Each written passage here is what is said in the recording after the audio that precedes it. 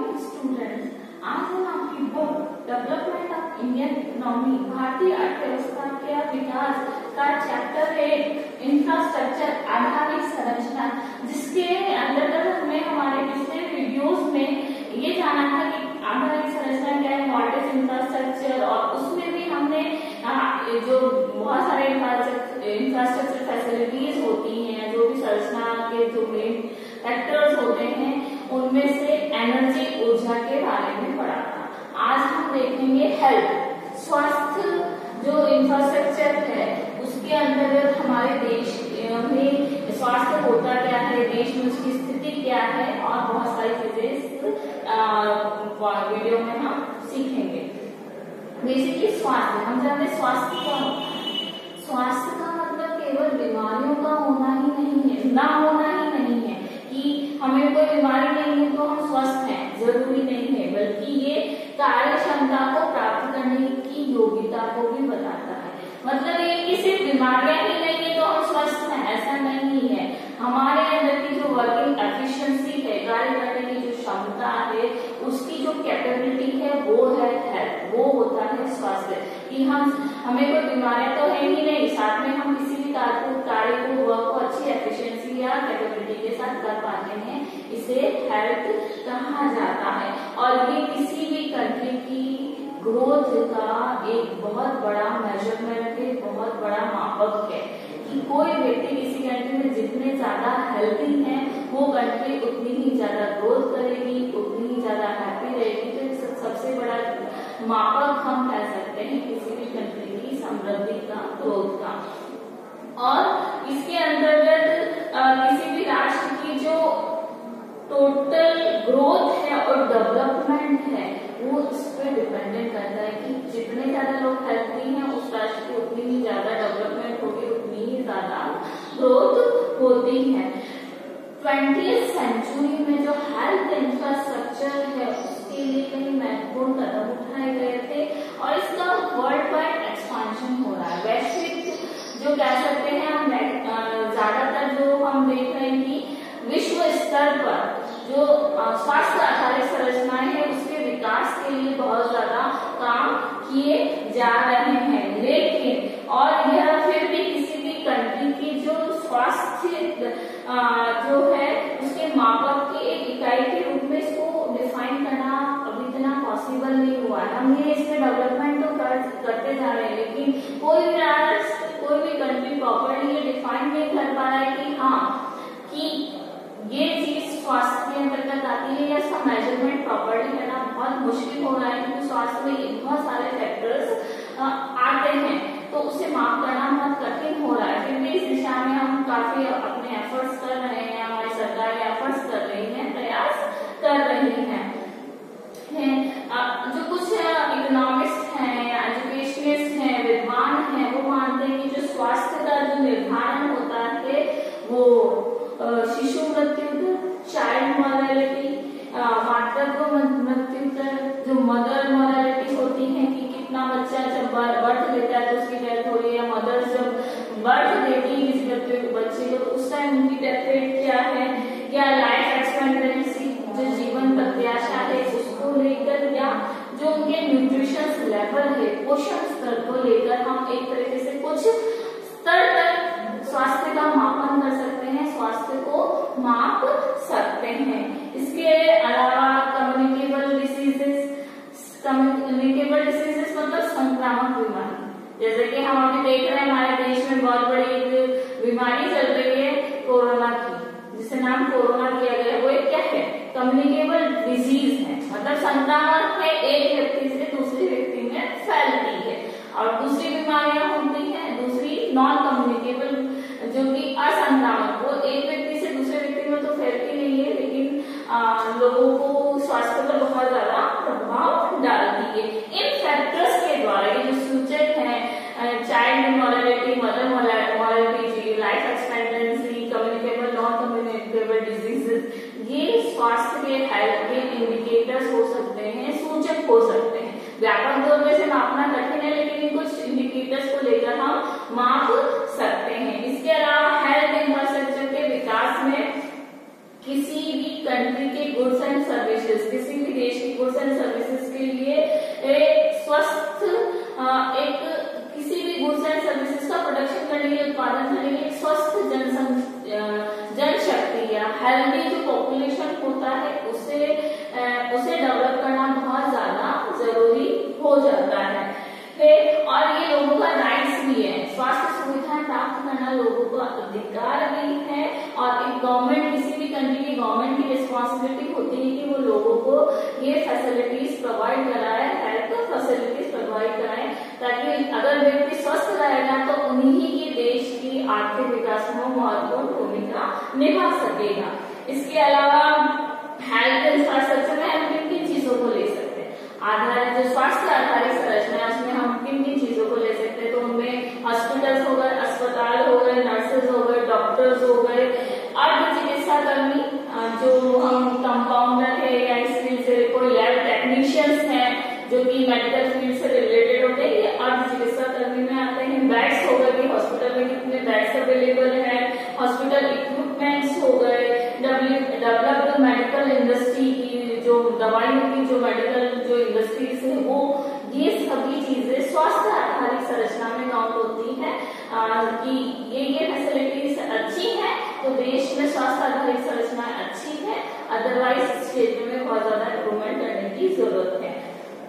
और इसके अलावा अगर हमारे देश में जो योजनाबद्ध विकास किया जा रहा है उसमें जितने भी जो पॉलिसी मेकर्स होते हैं या नीति निर्माता जो लोग होते हैं वो इस बात पर जोर देते हैं कि जो चिकित्सा सुविधाएं हैं उससे कोई भी वंचित ना रह जाए, क्योंकि जब से हमें स्वतंत्रता मिली है उसके बाद से हमारे देश ने आत्मनिर्भर बनने के लिए, आर्थिक विकास करने के लिए लोगों को आधारभूत सुविधाएं देने के लिए काफी प्रयास किए हैं और आधारभूत सुविधाओं में हमारी हेल्थ फैसिलिटीज भी आती हैं। तो जो पॉलिसी मेकर्स है उनका सबसे ज्यादा जोर इसी बात पर रहता है कि लोगों को स्वास्थ्य सुविधाएं मिल जाए ताकि वो स्वस्थ रहें और देश के आर्थिक विकास में अपनी महत्वपूर्ण भूमिका निभा सके। और स्वास्थ्य सुविधाएं कब प्राप्त कर सकेंगे? जब उनके पास पर्याप्त धन होगा। पर्याप्त धन इनफ मनी कैसा है? जब वो वर्क करेंगे। तो ये सारी चीजें आपस में कोरिलेट होती हैं, तो इन सभी सेक्टर्स में हमें सबसे ज्यादा प्रयास करने की जरूरत है। अब हम देखते हैं हमारी जो स्वास्थ्य आधारित संरचना की स्थिति कैसी है, स्टेट ऑफ हेल्थ इंफ्रास्ट्रक्चर कि भारत में बेसिकली ये इंफ्रास्ट्रक्चर फैसिलिटीज कैसी हैं। तो हमने अभी भी पढ़ा है कि एक गवर्नमेंट की कॉन्स्टिट्यूशनल जिम्मेदारी है, रिस्पॉन्सिबिलिटी की हमारे संविधान में भी मेंशन है कि सारी आधारभूत सुविधाएं देश के नागरिक को मिलनी चाहिए। तो एक कॉन्स्टिट्यूशनल रिस्पॉन्सिबिलिटी है कि वो हेल्थ, एजुकेशन, फूड, मेडिसिन, इन सभी चीजों को लोगों को प्रोवाइड कराए। और इसके अलावा लोगों को अनहेल्दी फूड है या दूसरी ऐसी से रिलेटेड चीज से दूर रखे। इसके अलावा उनकी भी रिस्पॉन्सिबिलिटीज बनती है कि वो जो मेडिकल इंडस्ट्री है, चिकित्सा व्यवसाय है या जो बर्थ डेथ डेटा है, जन्म मृत्यु संबंधी जो आंकड़े हैं या जो मेंटल डिसेबिलिटीज से रिलेटेड जो प्रॉब्लम्स होती है उससे संबंधित जितने भी गंभीर मुद्दे हैं, मतलब कोई मिला के स्वास्थ्य से संबंधित जितने भी गंभीर मुद्दे हैं या जिस दिशा में काम किया जाना चाहिए उनको डायरेक्ट करे और उनको रेगुलेट करे, उनको निर्देशित करे और विनियमित करे। निर्देशन के साथ साथ उस दिशा में काम करे, ये सबसे बड़ी एक हमारे कंट्री की गवर्नमेंट की रिस्पॉन्सिबिलिटी बनती है और एक देश के नागरिक का अधिकार है, राइट है। इसके लिए जो केंद्र सरकार है वो central council of health care की सहायता से जो हमारी कंट्री में सेंट्रल गवर्नमेंट जो है, जो केंद्रीय स्वास्थ्य एवं कल्याण परिषद, central council of health care की हेल्प से हमारी कंट्री में एक इंस्टीट्यूट बना हुआ है हेल्थ केयर को लेकर, उसकी हेल्प से बहुत सारी पॉलिसीज बनाती है और जो प्लानिंग से योजनाएं हैं उसको डेवलप करती है ताकि हमारे कंट्री के हेल्थ इंफ्रास्ट्रक्चर को डेवलप किया जा सके। और ये जो इंस्टीट्यूट है, ये काउंसिल है, वो डेटा को, इंफॉर्मेशन को कलेक्ट करती है, प्रोग्राम्स को, पॉलिसीज को लागू करती है, रेगुलेट करती है और इसके लिए जो सेंट्रल गवर्नमेंट गवर्नमेंट है और स्टेट गवर्नमेंट है या जो लोकल गवर्नमेंट है, जो अन्य निकाय हैं, उनको फाइनेंशियल और टेक्निकल हेल्प देती है। जो ये काउंसिल बनी हुई है सेंट्रल गवर्नमेंट, स्टेट गवर्नमेंट और जो लोकल गवर्नमेंट है उनको वित्तीय सहायता और तकनीकी सहायता प्रदान करती है, जिससे कि हर क्षेत्र इस दिशा में आगे बढ़कर काम कर सके। इंडिया में बहुत सारे लेवल्स पे, विभिन्न डिफरेंट लेवल्स पे, विभिन्न स्तरों पर एक व्यापक, एक बहुत ही लार्ज लेवल पे हेल्थ इंफ्रास्ट्रक्चर, स्वास्थ्य आधारित संरचना और उससे स्वस्थ जनशक्ति, हेल्थी जो पॉपुलेशन है उसको डेवलप करने के लिए बहुत अच्छा काम किया है और कर रही है। इसके लिए उन्होंने जो ग्रामीण क्षेत्र, रूरल एरियाज में काफी सारे हॉस्पिटल्स खोले हैं, डिस्पेंसरीज खोली हैं और भारत में तकनीकी रूप से प्राइमरी स्वास्थ्य केंद्र, प्राइमरी हेल्थ सेंटर जिसे हम बोलते हैं, को बहुत ज्यादा डेवलप किया है, उनकी संख्या में बहुत ज्यादा बढ़ोतरी करी है, ताकि बेसिक जो नीड्स होती है हेल्थ की वो रूरल एरिया में मिल सके। क्योंकि हम सभी जानते हैं कि जो हमारी बहुत सारी पॉपुलेशन है वो गांवों में निवास करती है और ये जो प्राइमरी हेल्थ सेंटर्स है, प्राथमिक स्वास्थ्य केंद्र है, या तो जो स्वैच्छिक संस्थाएं होती है, जो नॉन गवर्नमेंट ऑर्गेनाइजेशन होती है, वो खुद अपनी तरफ से खोलती है, सरकार या निजी क्षेत्र इसमें भी आगे आ रहे हैं प्राइमरी हेल्थ सेंटर्स खोलने में गाँव में, ताकि लोगों को स्वास्थ्य संबंधी आधारभूत सुविधा मिल सके। इसके अलावा मेडिकल फैसिलिटीज हैं, मेडिसिन हैं या नर्सिंग फैसिलिटीज है वो प्रोवाइड की जाती है, या ट्रेंड जो चिकित्सक हैं, डॉक्टर्स हैं, जो ट्रेंड हेल्थ पीपल हैं, उनको वो डायरेक्ट करती है और उन्हें रेगुलेट करती है, ताकि वो इन रूरल एरियाज में जाके ज्यादा से ज्यादा काम कर सके। और भारत में जो हेल्थ सिस्टम है उसको बेसिक एरियाज में डिवाइड किया गया है। प्राइमरी सेक्टर, प्राथमिक क्षेत्र, सेकेंडरी सेक्टर, द्वितीय क्षेत्र और तृतीय क्षेत्र, जिसे टेरिटरी सेक्टर बोलते हैं। बेसिक उसमें डिवाइड किया गया है। प्राथमिक क्षेत्र में जो डिस्पेंसरीज होती है, छोटे छोटे जो हॉस्पिटल्स होते हैं, जिसमें जो नॉर्मल मेडिसिन दी जाती हैं, बेसिक आधारभूत सुविधाएं दी जाती हैं, वो मिलती हैं और ये हर गांव में, भारत के हर गांव में स्थापित की जा गई है और की जा रही है। जो द्वितीय क्षेत्र है, इसमें प्राथमिक क्षेत्र से थोड़ी ज्यादा सुविधाएं होती हैं, जो कि कुछ गांवों में मिला के एक जगह हो सकती है, या मतलब बेसिकली कह सकते हैं कि प्राइमरी हेल्थ सेंटर से ज्यादा इनमें सुविधाएं होती है, जो या तो एक शहर में हो सकती है, कुछ गाँवों के बीच में एक हो सकती है। अब प्रत्येक टेरिटरी जो सेक्टर है, प्रत्येक क्षेत्र है, उसमें बहुत ज्यादा एडवांस फैसिलिटीज होती हैं, जो कि सभी हर एरिया में नहीं हो सकती, लेकिन बहुत बड़े हॉस्पिटल्स में हो सकता, बहुत बड़े बड़े जो गवर्नमेंट हॉस्पिटल्स है उनमें ये फैसिलिटीज है, जिसमें हाई टेक्नोलॉजी हो, जब बहुत बड़ी बड़ी डिजीजेज, बहुत डेंजरस जो डिजीजेस होती है, खतरनाक जो बीमारियां होती है, उनका इलाज इन हॉस्पिटल्स में किया जाता है। तो जहाँ कुछ बेसिक सुविधा से संबंधित तो हमारे प्राथमिक क्षेत्र की जो स्वास्थ्य आधारित संरचना है वो काम आती है। अगर उससे कोई गंभीर बीमारी है तो इसके लिए द्वितीय क्षेत्र, और अगर बहुत ज्यादा गंभीर या डेंजरस डिजीजेस है तो उसके लिए टेरिटरी सेक्टर का प्रत्येक क्षेत्र काम में आता है। स्वतंत्रता इंडिपेंडेंस के बाद हमारी कंट्री में बहुत ज्यादा स्वास्थ्य संख्याओं में वृद्धि हुई है, जिसे हम एक टेबल के थ्रू देख लेते हैं। हेल्थ जो फैसिलिटीज है नंबर्स में बहुत ज्यादा बढ़ोतरी हुई है। तो हम कुछ आइटम्स देख लेते हैं। पब्लिक हेल्थ इंफ्रास्ट्रक्चर, गवर्नमेंट, ये जो डेटा यहाँ पे हम टेबल पे पढ़ रहे हैं वो सिर्फ गवर्नमेंट हॉस्पिटल्स के हैं। तो आप देखिए कि हमारी कंट्री में तो कितने प्राइवेट हॉस्पिटल्स भी हैं, तो कितनी और फैसिलिटीज भी होंगी। तो हम इन डेटा को देख लेते हैं। गवर्नमेंट हॉस्पिटल्स में जहाँ 1951 में 2694 गवर्नमेंट हॉस्पिटल्स थे, जो बढ़कर 25,778 25,778 हो गए हैं। बेड्स जो बिस्तर होते हैं, बेड्स होते हैं हॉस्पिटल्स में, ये सारे गवर्नमेंट डेटा हैं। बेड्स जो होते हैं वो 1,17,000 थे, जो कि 7,13,000 6% जो दवा खाने हैं वो 6,600 थे 1951 में, जो कि 27,951 हो चुके।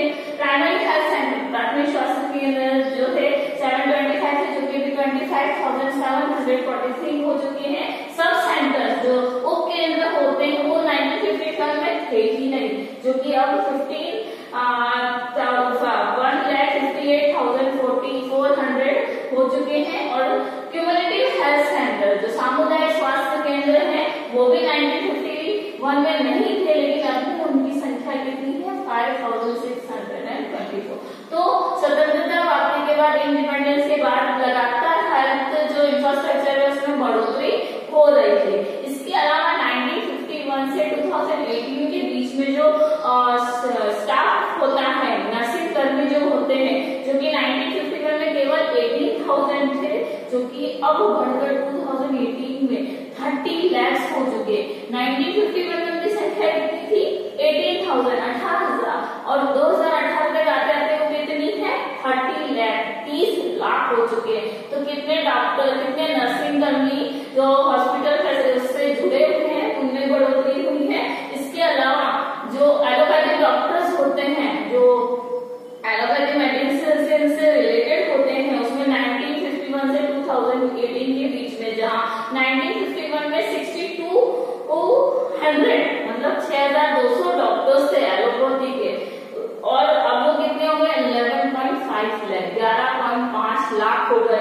ये तो सिर्फ एलोपैथिक डॉक्टर्स है। हमारे देश में कितने सारे होम्योपैथिक डॉक्टर्स है, कितने सारे आयुर्वेदिक डॉक्टर्स हैं। इसके अलावा और भी जो फैसिलिटीज है उनके भी कई सारे डॉक्टर्स है। तो लगातार इंडिपेंडेंस के बाद इस सेक्टर में बहुत ज्यादा सरकार एफर्ट्स कर रही है, बहुत ज्यादा पॉपुलेशन बहुत ज्यादा लोगों की संख्या, स्वास्थ्य कर्मियों की संख्या, डॉक्टर्स की संख्या या स्वास्थ्य फैसिलिटीज बढ़ती जा रही है। और हेल्थ इंफ्रास्ट्रक्चर से, जैसे हमारे कंट्री में स्मॉल पॉक्स, चेचक की जो बीमारी है, या स्नायु रोग जो जेर्नोमॉन्स है, या पोलियो है, या लेप्रोसी है, लेप्रोसी मतलब कुष्ठ रोग है, उनका उन्मूलन हो चुका है। मतलब वो हमारे देश से खत्म हो चुकी है। इतनी सारी हमने इतना ज्यादा वर्क किया है हेल्थ फैसिलिटीज में कि ये जो कुछ बीमारियां हैं, चेचक, स्नायु रोग संबंधी, पोलियो और कुष्ठ रोग जिसे लेप्रोसी कहते हैं, उनका उन्मूलन हो चुका है, उनका एडिक्शन हो चुका है। तो हमारे देश में काफी एफर्ट्स किए जा रहे हैं स्वास्थ्य सुविधाओं को बढ़ाने के लिए। अब हम देखिए जो हमारा प्राइवेट सेक्टर है, जो निजी क्षेत्र में स्वास्थ्य आधारित संरचना कैसी है, health infrastructure in private sector. अभी तक भी जितनी भी इंडिपेंडेंस के बाद से या से पहले से जो हमारी जो गवर्नमेंट है वो सार्वजनिक स्वास्थ्य क्षेत्र में अपनी जो रिस्पॉन्सिबिलिटी को अच्छी तरह से निर्वाह नहीं कर पाएगी, अपनी रिस्पॉन्सिबिलिटीज को निभा नहीं पाएगी। लेकिन इस सेक्टर में हमारा जो निजी क्षेत्र बहुत आगे बढ़ रहा है, प्रगति कर रहा है। भारत में, इंडिया में जितने भी हॉस्पिटल्स हैं उसमें 70% हॉस्पिटल्स प्राइवेट सेक्टर के हैं, निजी क्षेत्र के हैं, जो कि वो संचालन कर रहा है। और जितने बेड्स प्राइवेट सेक्टर में मौजूद है, निजी क्षेत्र में जितने बेड मौजूद है उसके 2/5 हिस्सा निजी क्षेत्र का है। तो कितना बड़ा कंट्रीब्यूशन प्राइवेट सेक्टर का है हमारे हेल्थ इंफ्रास्ट्रक्चर में। इसके अलावा लगभग 60% जो डिस्पेंसरीज है, जो दवा खाना है, वो निजी क्षेत्र चलाता है, उसका संचालन करता है। इसके अलावा 80% बहिर्रोगी या आउट पेशेंट, जो बाहर से आने वाले पेशेंट्स हैं या दूसरे स्टेट से आते हैं या बाहर वाले कंट्री से आते हैं, उसमें 80% जो पेशेंट है वो प्राइवेट सेक्टर देखता है। और 46% है उसमें अंतर रोगी जो उस एरिया से संबंधित रहते हैं, उसमें निजी क्षेत्र दिखता है। तो हम देख रहे हैं कि डेटा से हम देख रहे हैं कि जो हमारा प्राइवेट सेक्टर है वो हेल्थ इंफ्रास्ट्रक्चर में कितनी आगे ग्रोथ कर रहा है, प्रगति कर रहा है बनस्पति हमारे गवर्नमेंट सेक्टर के, सार्वजनिक क्षेत्र के। इसके अलावा पिछले कुछ वर्षों में, पिछले कुछ सालों में जो हमारा प्राइवेट सेक्टर है वो मेडिकल एजुकेशन जो चिकित्सा शिक्षा होती है उसमें उसकी ट्रेनिंग में, चिकित्सा शिक्षा और प्रशिक्षण में, मेडिकल या चिकित्सा तकनीकी में, मेडिकल टेक्नोलॉजी में, इसके अलावा डायग्नोसिस करने में, निदान रोग पद्धति को डेवलप करने में, सेल ऑफ फार्मास्यूटिकल दवाइयों की बिक्री करने में, हॉस्पिटल्स का कंस्ट्रक्शन करने में, मेडिकल फैसिलिटीज को प्रोवाइड करने में, उसकी व्यवस्था करने में एक बहुत ज्यादा इम्पोर्टेंट रोल प्ले कर रहा है। सिर्फ हॉस्पिटल से नहीं बनाना, बल्कि मेडिकल एजुकेशन और ट्रेनिंग, मेडिकल टेक्नोलॉजी को डेवलप करना, हॉस्पिटल्स खोलना, उस सिस्टम को, मेडिकल सर्विसेज को प्रोवाइड करने के सिस्टम को डेवलप करने में, ग्रोथ करने में अपना बहुत बड़ा कंट्रीब्यूशन निभा रहा है। जहां देखते 2001 और 2002 में 13 लाख से अधिक मेडिकल इंडस्ट्री थी, जिसमें 22 लाख लोग काम कर रहे थे, वो भी सिर्फ प्राइवेट सेक्टर में। तो निजी क्षेत्र स्वास्थ्य आधारित संरचना के विकास में बहुत ज्यादा इम्पोर्टेंट रोल प्ले कर रहा है। इसमें से 80% से ज्यादा व्यक्ति वो है, उसमें एक स्वामित्व वाले हॉस्पिटल से, मतलब उस हॉस्पिटल का एक ही ऑनर वो प्राइवेट सेक्टर का, मतलब उसमें बहुत सारे लोग इंक्लूडेड नहीं। तो कितना बड़ा परसेंटेज, जहां पे हमारे 13 लाख से 13 लाख से ज्यादा मेडिकल इंडस्ट्रीज में 22 लाख से ज्यादा पीपल काम कर रहे हैं, उसमें से 80% जो लोग हैं वो प्राइवेट सेक्टर से जुड़े हुए हैं, निजी क्षेत्र से जुड़े हुए हैं। तो कितना बड़ा एक रेशियो हम मान सकते हैं प्राइवेट सेक्टर के लिए या प्राइवेट सेक्टर से जुड़ा हुआ है। इसके अलावा इंडिया में जो प्राइवेट सेक्टर्स हैं फ्रीली, स्वतंत्र रूप से और बिना किसी रेगुलेशन के डेवलप हुए, मतलब कोई ज्यादा बहुत ज्यादा प्रेशर के साथ नहीं, बल्कि अब फ्रीली बहुत इंडिपेंडेंटली प्राइवेट सेक्टर में या स्वास्थ्य आधारित संरचना में काम कर रहा है। इसके और हमारे इंडिया में क्या है कि जो भी डॉक्टर्स बनते हैं, जहाँ कहीं से भी डॉक्टर ट्रेनिंग में, चाहे प्राइवेट इंस्टीट्यूट से मेडिकल ट्रेनिंग ले या गवर्नमेंट इंस्टीट्यूट से मेडिकल ट्रेनिंग ले, उनको अपना वहाँ की गवर्नमेंट से, हमारी इंडियन गवर्नमेंट से उनको रजिस्ट्रेशन कराना पड़ता है, पंजीकरण कराना पड़ता है। तो जो डॉक्टर्स रजिस्ट्रेशन करा लेते हैं वो तो मानकीकृत या सेंट्रलाइज्ड डॉक्टर्स कहलाते हैं, लेकिन हमारे जो प्राइवेट डॉक्टर्स हैं, प्राइवेट जो डॉक्टर्स हैं, जो ट्रेनर्स होते हैं, वो गवर्नमेंट में रजिस्ट्रेशन नहीं कराते। तो ऐसे डॉक्टर्स को हम फर्जी चिकित्सक कहते हैं। बहुत नाम सुना भी होगा कभी, वो तो फर्जी, क्योंकि उसका रजिस्ट्रेशन नहीं है हमारे गवर्नमेंट के साथ, तो उन्हें हम क्वैक्स कहते हैं। इसमें उसको क्या कहते हैं, क्वैक्स। ऐसे डॉक्टर्स क्वैक्स कहलाते हैं। तो वो भी काफी मात्रा में, तो इस दिशा में हमें थोड़ा सुधार करने की जरूरत है, ताकि जो प्राइवेट सेक्टर है अपना बहुत बड़ी रोल प्ले कर रहा है इंफ्रास्ट्रक्चर को डेवलप करने में। इसके अलावा जो 1990 में हमारी जो लिबरलाइजेशन पॉलिसीज बनी थी, हमने पहले हम पढ़ चुके हैं क्या है उदारीकरण, लिबरलाइजेशन, ग्लोबलाइजेशन, प्राइवेटाइजेशन हम पढ़ चुके हैं। तो जो पॉलिसीज बनी थी 1990 के दशक में, उसमें जो हमारे अप्रवासी भारतीय, जो बाहर रहने वाले जो इंडियंस हैं, इंडस्ट्रीज हैं, मेडिकल इंडस्ट्रीज हैं और जो मेडिकल कंपनीज हैं, वो इंडिया की ओर ज्यादा मूव कर रही हैं, भारत की ओर अट्रैक्ट हो रही हैं। इसका मेजर रीजन है जो बहुत ज्यादा 20% और जो चिकित्सा पर्यटक कहते हैं, क्यों? क्योंकि वो मेडिकल फैसिलिटीज के लिए, मेडिकल सुविधाओं को पाने के लिए इंडिया की ओर आती है, इंडिया में आती है, भारत में आती है, तो उन्हें चिकित्सा पर्यटक कहा जाता है। तो उनको बहुत ज्यादा अट्रैक्ट कर रही है। उसका सबसे बड़ा रीजन ये कि भारत में जो हेल्थ इंफ्रास्ट्रक्चर है वो बहुत ज्यादा लो कॉस्ट है, बहुत ही सस्ती दरों पे हमें ये मिलता है। और इसके लिए भारत में सुपर स्पेशलिस्ट हॉस्पिटल डेवलप किए गए हैं, सुपर स्पेशलिस्ट हॉस्पिटल, सुपर आधुनिकतम अस्पतालों का निर्माण किया गया है, जो कि अप्रवासी भारतीयों को बहुत ज्यादा आकर्षित कर रहा है, क्योंकि यहाँ अच्छी स्वास्थ्य सुविधाएं तो मिल रही है उन्हें, साथ ही साथ उन्हें सस्ती भी मिल रही है, चीप कॉस्ट में मिल रही है दूसरी कंट्रीज के कंपैरिजन में, तो बहुत ज्यादा इस और भी अट्रैक्ट हो रहे हैं। अब हम भारत की चिकित्सा प्रणाली के बारे में जान लेते हैं थोड़ा सा।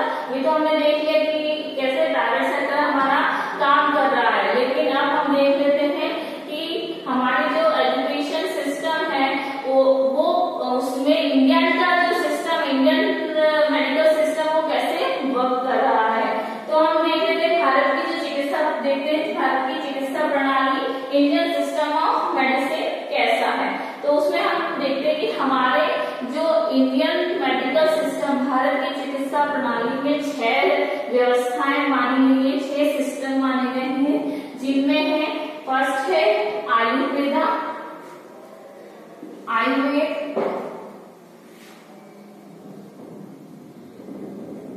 आयुर्वेदा, सेकंड है योगा, थर्ड है आयुर्वेदा, योगा, यूनानी, सिद्ध,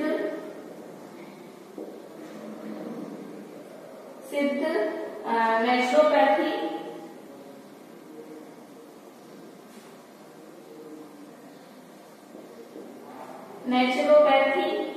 होम्योपैथी,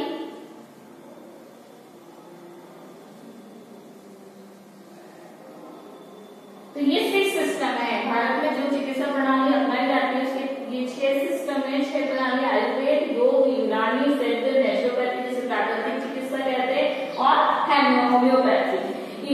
अगर हम इनके इनिशियल्स को ले लें, AUS,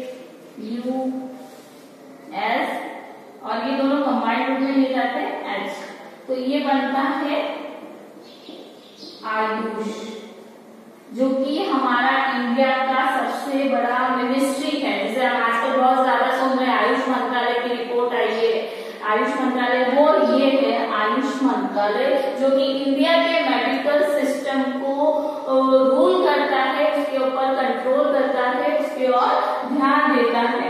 तो ये हमारा आयुष मंत्रालय है, इंडिया की सिस्टम है, मेडिकल सिस्टम है। इसके अलावा जो हमारे वर्तमान में प्रेजेंटली हमारे यहाँ पे 4,095 आयुष हॉस्पिटल्स हैं। इसके अलावा 27,951 डिस्पेंसरीज हैं, दवाखाने हैं, और 8 लाख रजिस्टर्ड डॉक्टर्स हैं। इसके अंतर्गत आयुष मंत्रालय में रजिस्टर्ड जो डॉक्टर्स है वो 8 लाख हैं, और 27,000 के लगभग बेड हैं, डिस्पेंसरीज हैं, और 4,095 हमारे आयुष हॉस्पिटल्स हैं। इसके अलावा इंडिया का जो भारतीय स्वास्थ्य प्रणाली है, इंडियन सिस्टम में जो शैक्षिक मानकीकरण है, स्टैंडर्डाइज्ड एजुकेशन और रिसर्च है, उसको प्रमोट करने के लिए इतना काम नहीं हुआ है, तो इस और ज्यादा ध्यान देने की जरूरत है। तथा भारत की जो प्रणाली है, चिकित्सा प्रणाली है, उसमें बहुत सारी अपॉर्चुनिटीज हैं, बहुत सारी भारी संभावनाएं हैं, क्योंकि ये सब चीजें हम माने जाते हैं, इन सब चीजों के जनक माने जाते हैं, लेकिन हमें इस दिशा में बहुत ज्यादा काम करने की जरूरत है। बहुत ज्यादा अपॉर्चुनिटीज हैं जिसके थ्रू हम बहुत सारी स्वास्थ्य सुविधाओं का निवारण कर सकते हैं, और ये क्यों हमें और बढ़ना चाहिए, क्योंकि ये जो सिस्टम की जो फैसिलिटीज है, चिकित्सा स्वास्थ्य प्रणाली है, वो बहुत ही ज्यादा प्रभावशाली, सस्ती और सुरक्षित भी है। तो भारत की जो एजुकेशन सिस्टम से, चिकित्सा सिस्टम से, जो हेल्थ सिस्टम से जो जुड़े हुए लोग हैं, उन्हें इस दिशा में और ज्यादा काम करना चाहिए, क्योंकि भारत में बहुत ज्यादा उन्हें अपॉर्चुनिटीज मिलेंगी, और यहाँ पे सबसे ज्यादा बेनिफिट ये है कि वो बहुत ही ज्यादा सस्ती है। तो ये वीडियो आज हम यहाँ तक फिनिश करते हैं। बाकी का जो चैप्टर है वो हमारे नेक्स्ट वीडियो में कंटिन्यू करेंगे, हेल्थ के बारे में आगे और हम नेक्स्ट वीडियो में पढ़ेंगे।